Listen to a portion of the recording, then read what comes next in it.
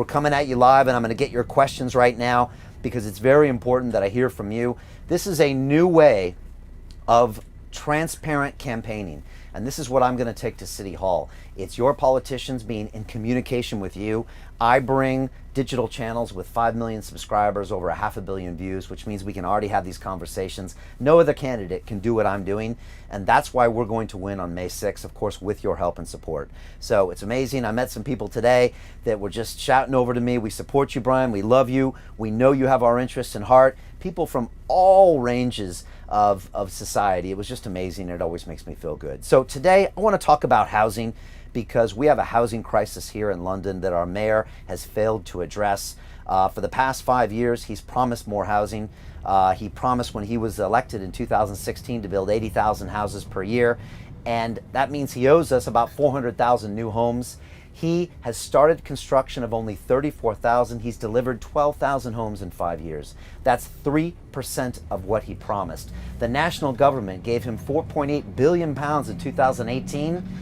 Where are the homes? Where's the money? We've never seen him deliver, and when he's asked about it, it's always someone else's fault. And so it's frustrating to me. It's probably just as frustrating to you.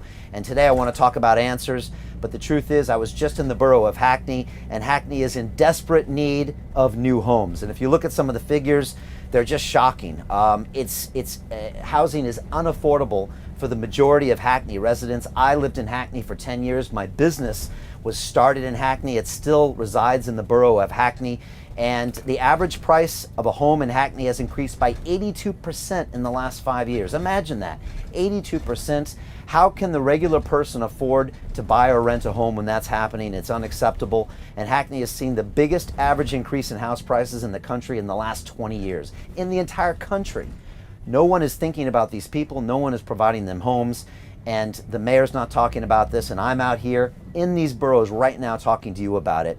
33% of all households in Hackney are now living in overcrowded accommodations, and the statistics go on, and I want to talk about that today. Finally, I'm going to talk to you about my solution. I'm going to build 50,000 new homes by Christmas this year. Yes, you heard me correctly.